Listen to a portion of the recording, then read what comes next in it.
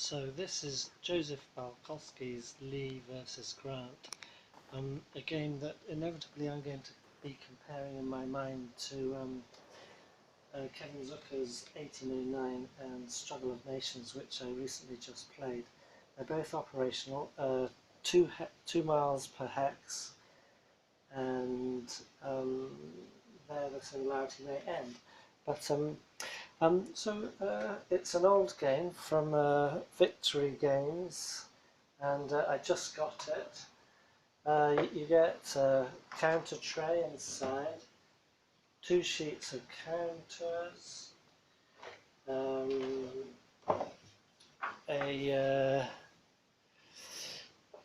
terrain chart, charts and tables card, the rule book, which is quite large, but I understand that it's actually very easy to follow. There's designer's notes, historical notes, etc. at the back. There's advanced rules here. Then there's 6 scenarios for the introductory rules, which take up all of this. These are just descriptive pages, and by way of introduction, we're going to play the first introductory scenario. Very simple. You see the this is not the setup. You have 2 Confederate cavalry units on the board. They're called leaders in this game because every unit is a leader with a certain number of strength points. So you have Union leader Sheridan, cavalry. He has this side. That's his command factor, which is basically added to 2 dice for cavalry, which are rolled for movement. On the back, he has a fatigued side, so when he's finished movement and operations, he's fatigued. Underneath him, there's always his manpower. This is organized, strength of 4. When it becomes disorganized, it's still a strength of 4, as it were, in the actual terms of the manpower, but their effective strength for combat is 3. So Sheridan's on the board. He starts at Chancellorsville. Let's see if I can move. There we go. He starts here at Chancellorsville. Then you have W. Lee and Stewart with 1 organised strength point each. And in fact, Sheridan's cavalry, that's the setup. Now, these black markers are mine markers. They indicate hexes and all surrounding hexes which Sheridan cannot enter. I think that simulates the armies of Grant and Lee, who are here, and obviously some Confederate forces defending Hanover Junction here. Then scattered around, I don't know if you can see them, we have railroad hexes that in this scenario are the objectives of Sheridan. He wants to burn as many of these as possible. And then finally, down the bottom of the map here, we have Huxall's Port on the James River, which is, if Sheridan gets within 7 hexes of that, he gains some more victory points. And then here is Bermuda 100, so that's the army of St. James commanded by Butler. So essentially Sheridan's going to skip down from Grant all the way to Butler as far as possible, burning railroads on the way, destroying railroads on the way. And if he takes out some strength points of the Confederates, he gains victory points, and the Confederates reduces victory points only by reducing his strength points, or of course preventing him from destroying the railroads, etc.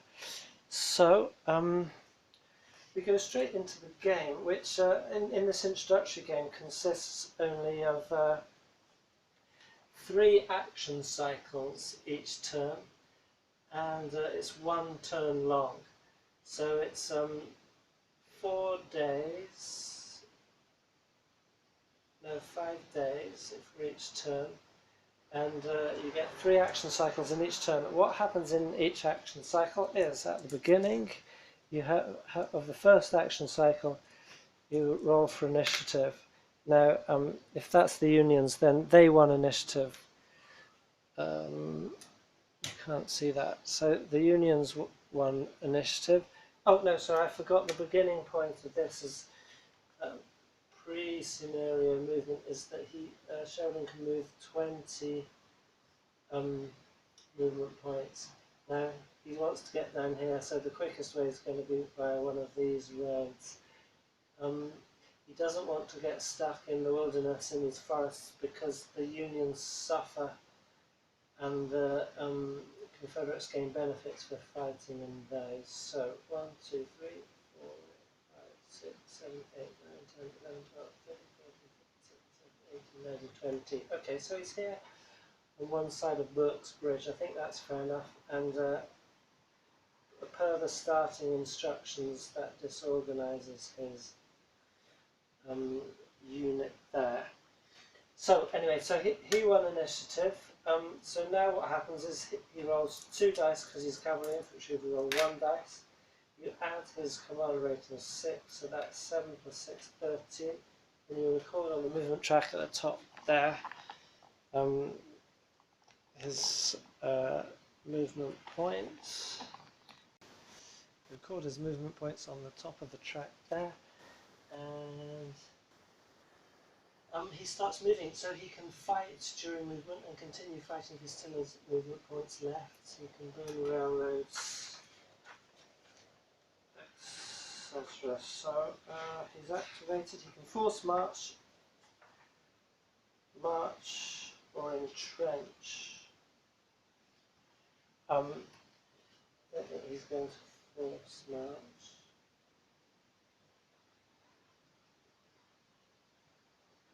So if you force march, the strength marker goes to the disorganised side, so I think that simulated his first movement of forced march, essentially. Well, it takes him 6 movement points to destroy one of his railroads. So 1, 2, 3, 4, 5, 6, 7, 8, 9. He doesn't have enough, but he could sit on one there. And yes, I think he'll do that. So 1, 2, 3, 2, 9. He's going to sit on one there. And that leaves him 3 movement points, but he's going to say he's finished, so that puts him on a fatigue side. Okay, so now we go back to initiative, so he could get another go before the Confederates do. But no, they gain the initiative on him, so which one do we activate? Lee or Stuart? Stuart's got a slightly higher rating, let's try and whiz him up. So Stuart's activating on 8 plus 7, that's 15 movement points. He wants to get down to Sheridan, really he wants to get past him.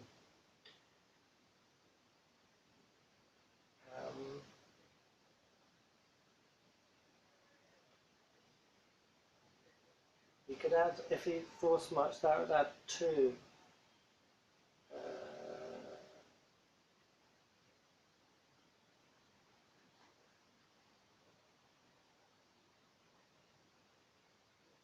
He would add 4 for cavalry, but he's already taken the roll, so I don't think I can do that now. So he's got 15 movement points. 1, 2, 3, 4. That's 1, 2, 3, 4, 5, 6, 7, 8, 9, 10, 11, 12, 13, 14, 15. Now you can't see, but I'm following secondary roads, fords and bridges across the rivers there. So he's fatigued, and we go back to initiative. Essentially this is the core of the game. I've quickly skimmed through the rules, I haven't read them all, but this is the kind of the chassis on which it's built. So what do we have? We have 8 plus 6, so that's 14. Okay, the Confederates need the initiative.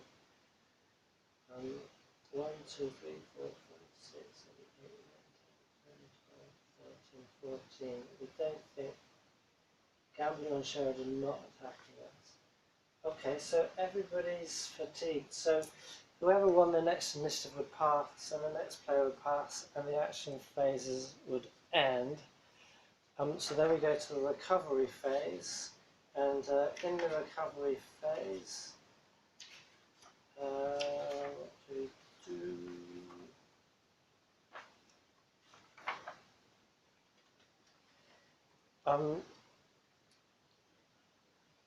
If leaders are not fatigued, they could place bridges across minor rivers, they could entrench, and they could organise their disorganised strength markers. Otherwise, if they are fatigued, they just get flipped back to their mobile side.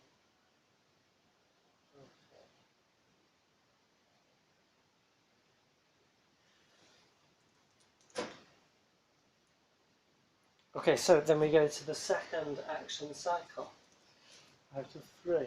Now, who's going to get the initiative? That is the Confederates. They win on ties.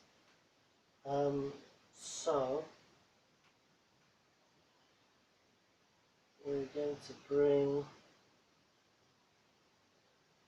So Sheridan's basically got that, unless we try to fight him out of there, which I don't suppose we can. We're going to try and lock him 1, 2, 3, 4, 1, 2, 3, 4, 5, 6, 7, 8, 9. They're going to sit on this one. I have no idea what to do. Just trying things out. So he's fatigued. We're going to initiative again. 7. So Confederates. 6.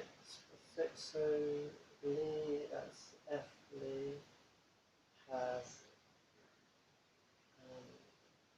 12 movement points. 2, 3, 4, 5, 6, 7.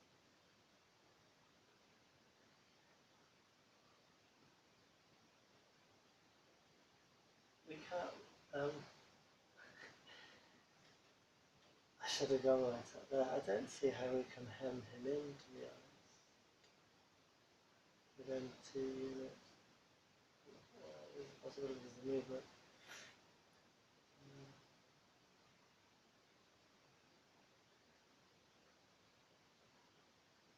We just have to try and channel him down this way. So he's moving adjacent there. The zones of controls are interesting because units with a low strength point, the manpower marker of 4 or less, only at zone of controls into hexes, adjoining hexes that are joined via a road, either kind of road. So these guys could not control hexes that are not easily communicated to. Okay, so both the Confederate fellows are fatigued. That is the Union initiative, so he gets 5, 6, and 8 plus 6, 14 movement points. So he's going to spend 6 to burn that, or tear up that Wickham Station. So I guess he's tearing up the rails and burning the buildings. Zone of controls you can move out of, no problem, and you don't have to fight when in them.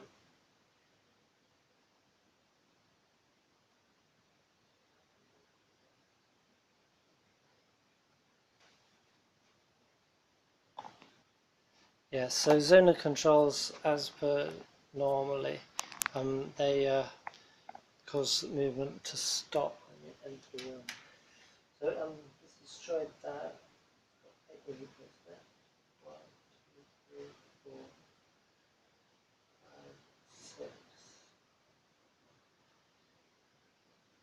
7, 8. The question is he going to be greedy, go for another, or is he going to get down here? 6, 7, 8. He's going to try and flee.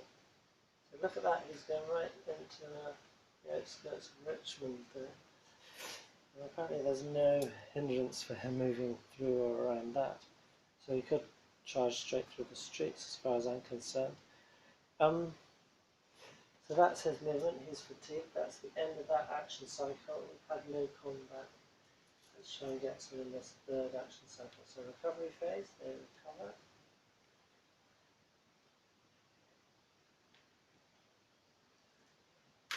Initiative, okay, so that's the Confederates.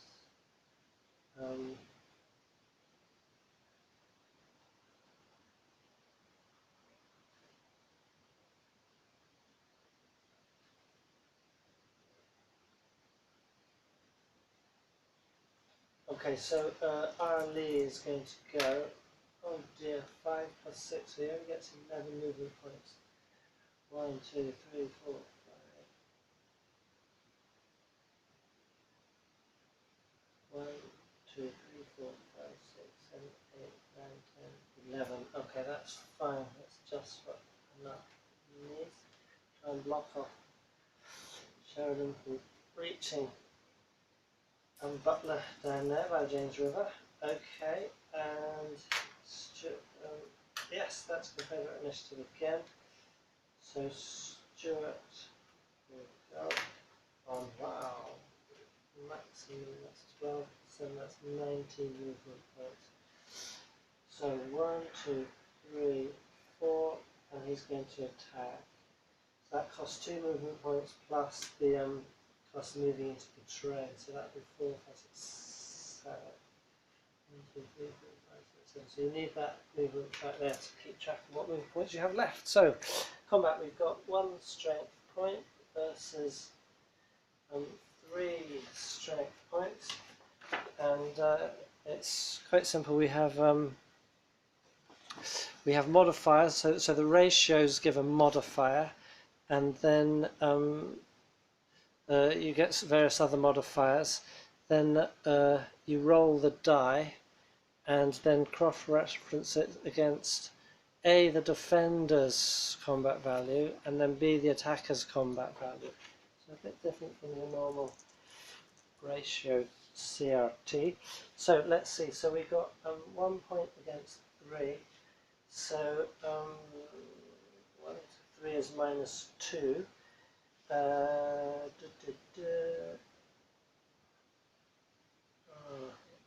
Okay, if Lee had been adjacent, he would have been supporting, getting a bonus. Not doing rain at the moment. Is he defending across bridge or full? No, it's nothing like that. Infantry leader, Okay, so it's just a basic minus 2 on the Confederate die, and we get the differential. Oh dear, so that's minus 2. So the defender's combat value is 3, so he gets an F, which means his leader is merely fatigued. Now that isn't great for Sheridan, because obviously he won't be moving this action cycle, so he's stuck there. But minus 2 for the attacker means 1D, so he loses 1 point of manpower, and his strength marker is disorganized. So Stuart's decimated, destroyed his folks, and I'll have to see what happens to him, as he has no fellows left. Now, for example, on a roll of on a differential of 0, or even a differential of 1 at his strength, that would have been just a D. They'd just have been disorganized and the leader fatigued. So unlucky, but he did take a big gamble there. So let's see what happens. If an attack results in the leader having a manpower value of 0 or less, the leader is removed from the map. In the basic game, that's counted as he's eliminated. But a leader who's eliminated due to a loss of manpower is capable of returning as a reinforcement in the advanced game. So everyone who's left is fatigued. That's the end of the third action cycle, the end of that game, that scenario, which results in 2 victory points for burning Wickham Station. Sheridan's not within 7 hexes of Huxley's and Butler, and a point of Confederate manpower is lost, so he gets 3 victory points. Confederates subtract none, and that results in a Confederate substantive victory. So they have halted Sheridan's romp and are satisfied at their loss.